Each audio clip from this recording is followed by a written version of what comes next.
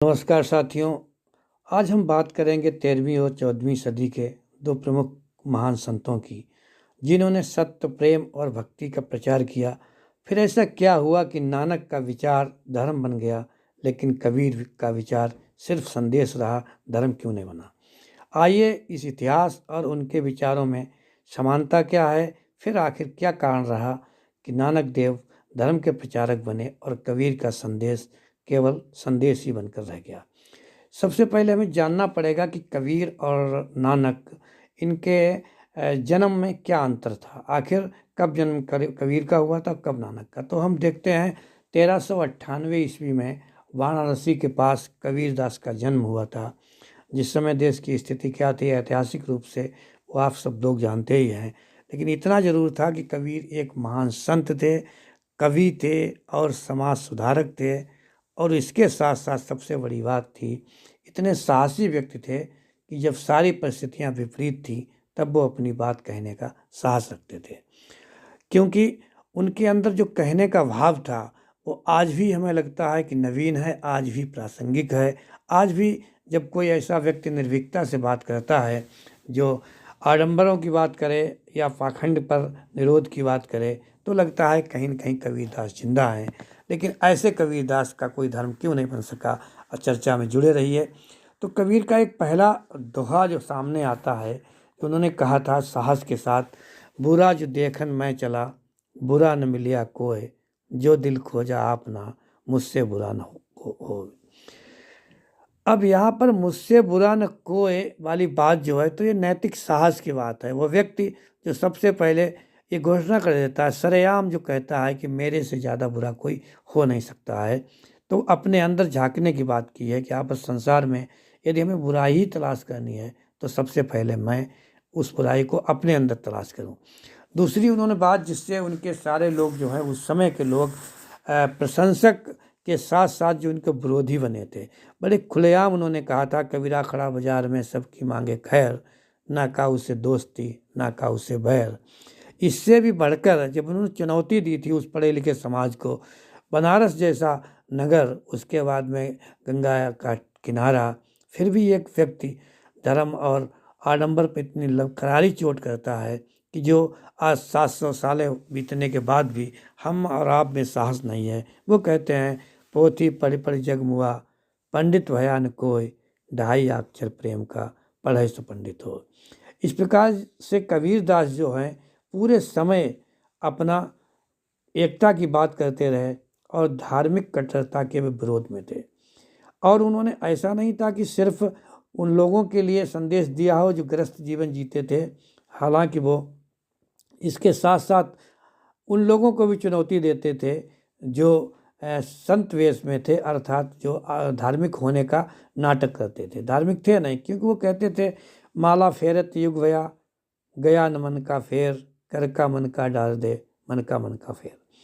तो कबीर को किसी भी धर्म की, किसी भी ग्रंथ की, किसी भी व्यक्ति विशेष की, शासन सत्ता की कोई डर नहीं था, कोई चिंता नहीं थी। वो सीधे ईश्वर से जुड़ने की बात करते थे। तो कबीर के दोहों को पढ़कर एक बार तो ऐसा लगता है जैसे कबीर एक आधार्मिक व्यक्ति थे, नास्तिक व्यक्ति थे। लेकिन नहीं, कबीर एक सच्चे अर्थों में धार्मिक व्यक्ति थे, क्योंकि वो आडंबरों से दूरी की बात करते थे। इसलिए इनके बारे में विचार करना कि वो आस्तिक थे या नास्तिक थे, ये आपके विवेक पर निर्भर करता है। पहले कबीर को समझ लीजिए कि जिनमें इतना साहस था कि वो सभी को फटकारते हुए कहते थे कि ईश्वर से सीधे जुड़ जाइए। अब हम बात करेंगे इसी के साथ गुरु नानक देव का छोटा सा परिचय। तो गुरु नानक देव का जन्म 29 अक्टूबर 1469 ननकाना साहब, अब जो पाकिस्तान में पड़ता है, वहाँ हुआ था। और ये क्या करते थे, इन्होंने भी बहुत छोटे छोटे संदेश दिए। कुछ लोगों ने तो इन्हें बताया है कि एक ऐसा संत जो हंसता हुआ, नाचता हुआ, गाता हुआ भक्ति कर रहा है, कोई आडंबर नहीं जिसके पास, एक मामूली सा संदेश। इनका एक संदेश जो जन जन में एक नई लहर लाता था। ईश्वर हर जगह है, हर जगह मौजूद है और हर इंसान में ईश्वर की शक्ति है। और इन्होंने अपने इस संदेश के साथ सद्भाव, सच्चाई और धार्मिकता के साथ जीने की शिक्षा दी। अब कट्टरता की बात इन्होंने भी नहीं की और कट्टरता की बात उन्होंने भी नहीं की। एक ओंकार सतनाम कर्ता पुरख निरम निर्वैर। अब उनके संदेश में यही छुपा था कि आखिर एक को मानिए। ये भी आडंबरों से दूर थे। इनका एक प्रसिद्ध दोहा था, नानक नाम जहाज है जो जपे सो उतरे पार। मेरा सदगुरु करता मुझको प्यार, वही तो है मेरा खेवनहार।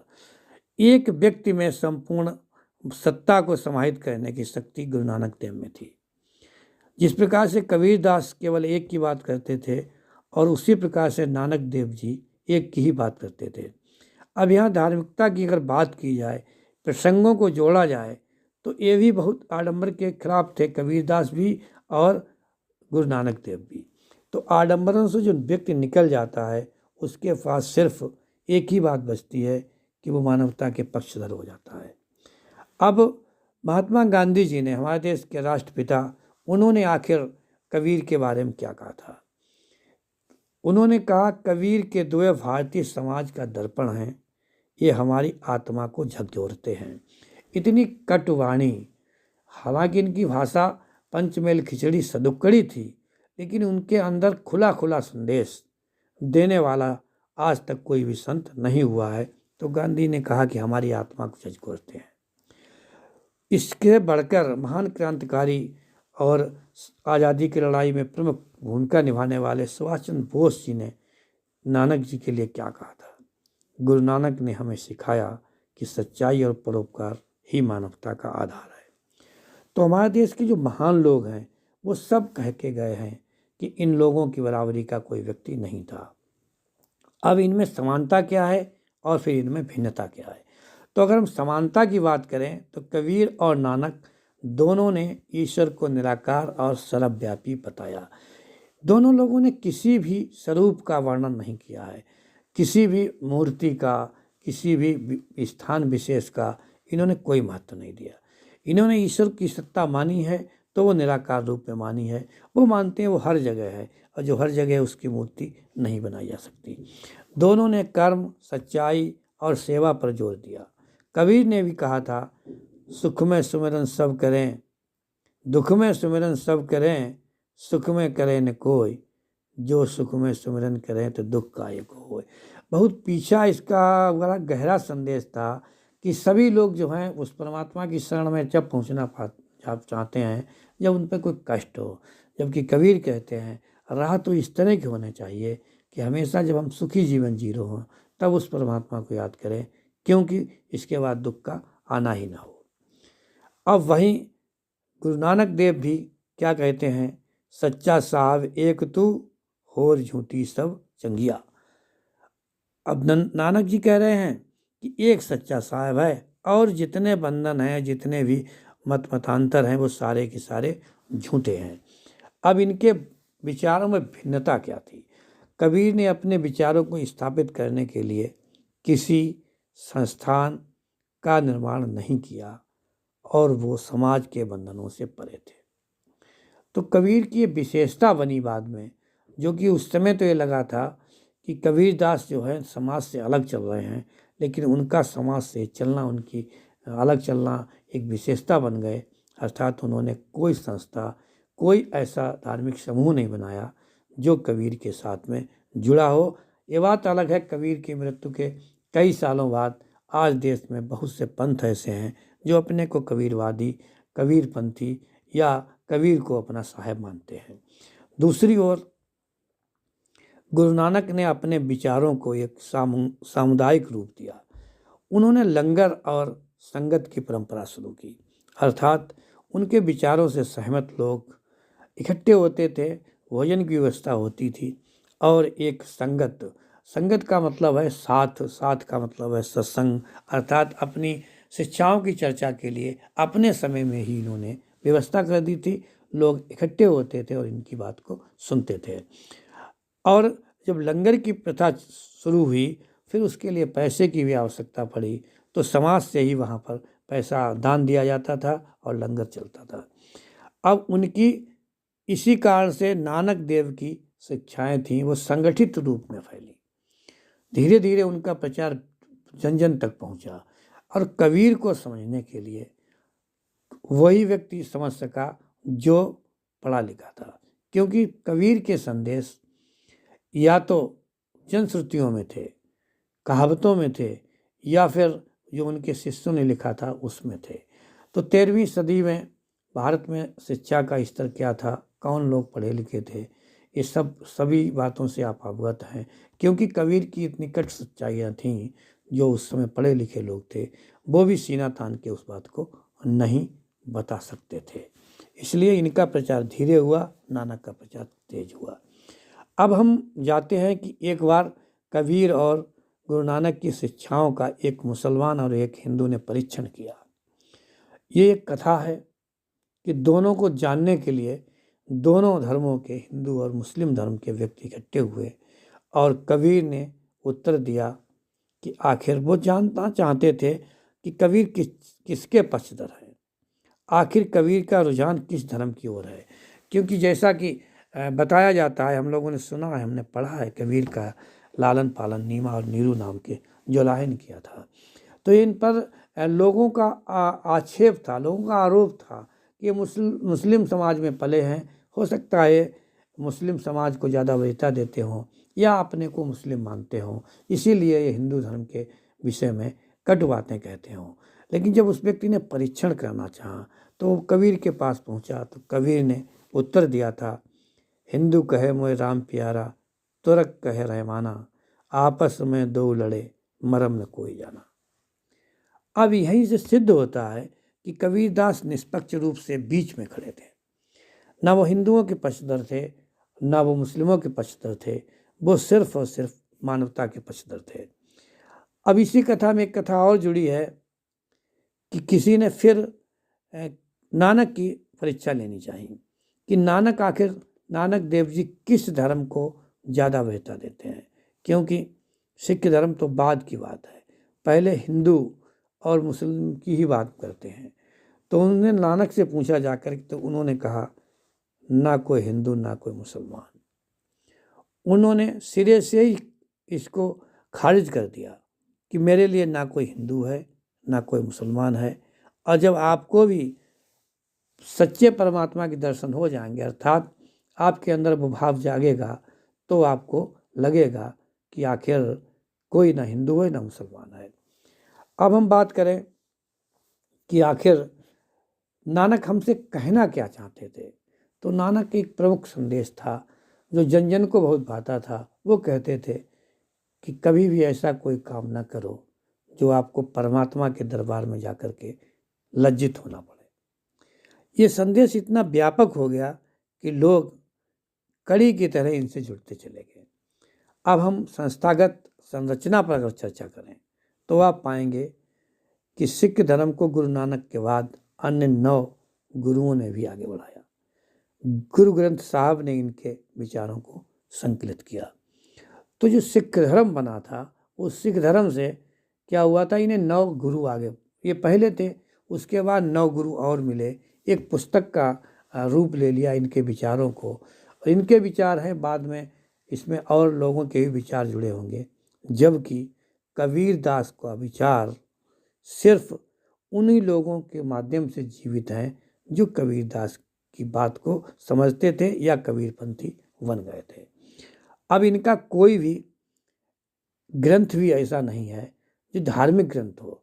कबीर के विचारों का ग्रंथ है साखी शबद रमैया जो इन्होंने लिखा था, जो बीजक नामक ग्रंथ है, लेकिन बीजक जन जन का ग्रंथ नहीं बन सका, तो वो धार्मिक ग्रंथ नहीं, कबीर की शिक्षाओं का ग्रंथ है, लेकिन उसे धर्म का जामा नहीं पहनाया जा सका और उनके अनुयायी ही बहुत कम थे।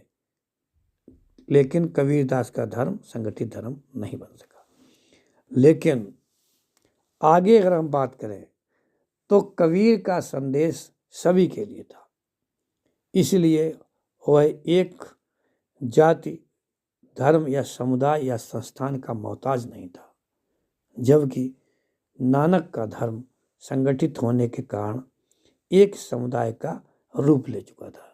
अब जहाँ समुदाय का रूप लिया वहीं इसका धर्म बनना शुरू हो गया। लेकिन भले ही कबीर का विचार, कबीर की आवाज़, कबीर की वाणी एक धर्म का रूप न ले पाई हो, लेकिन आज भी कबीर की शिक्षाएं हम सभी को जगाने का काम करती हैं।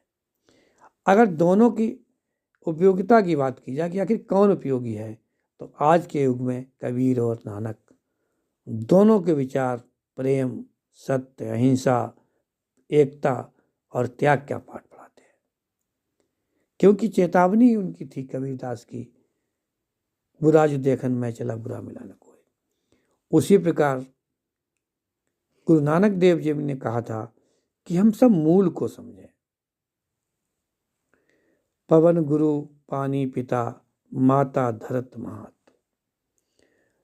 प्रकृति से जुड़ने का, आडंबर को हटाने का कितना सरल उपाय था नानक देव का कि आखिर हम ये हवाएं हैं, हमारी गुरु हो सकती हैं। जिस पानी को पीकर हम जिंदा हैं, हमारा पिता हो सकता है। ये धरती है, हमारी माँ है। उन्होंने उन तत्वों को शामिल किया जो किसी चमत्कार, किसी आडंबर या किसी व्यक्ति विशेष से नहीं जुड़े थे। तो इस प्रकार से दोनों संत महान थे और दोनों का काम जो था वो अनुकरणीय था। दोनों ने समाज को जगाने का काम किया और अंतिम सत्य यही निकल के आता है कि गुरु नानक का धर्म संगठित है और कबीर का संदेश जन जन तक का संदेश है और वो हर रोज़ किसी न किसी रूप में हर दिल से गुजरता है।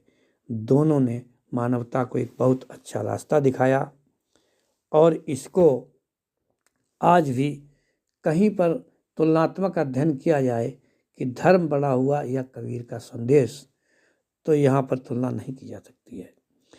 जो लोग गुरु नानक देव के अनुयायी बने तो उनकी बात उनके तक सीमित रही, लेकिन कबीर की बात जो है, ऐसा भारत का कोई समुदाय नहीं है, कोई जाति विशेष नहीं है, कोई स्थान विशेष नहीं है, कोई तीर्थ नहीं है जहाँ कबीर के उपदेश, कबीर के संदेश आपको ना मिलते हों। और फिर इससे भी गुरु नानक देव की शिक्षाएं क्या थीं, इसके बारे में विस्तृत जानकारी नहीं है, लेकिन इतना ज़रूर है कि कबीर दास अनपढ़ थे, जैसा कि इनके दोहा से क्लियर होता है। इन्होंने स्वयं कहा था, मसी कागज छुओ नहीं कलम गही न हाथ। तो एक ऐसा व्यक्ति जो स्वयं शिक्षा के मामले में अनपढ़ था, उसके ऊपर आज हजारों हजार छात्र प्रतिवर्ष अपनी पीएचडी पूरी कर रहे हो। ऐसे महान दोनों संतों को प्रणाम। कल फिर मिलते हैं एक नई जानकारी के साथ, एक नई कहानी के साथ, एक नई वीडियो के साथ। तब तक के लिए जय हिंद, जय भारत।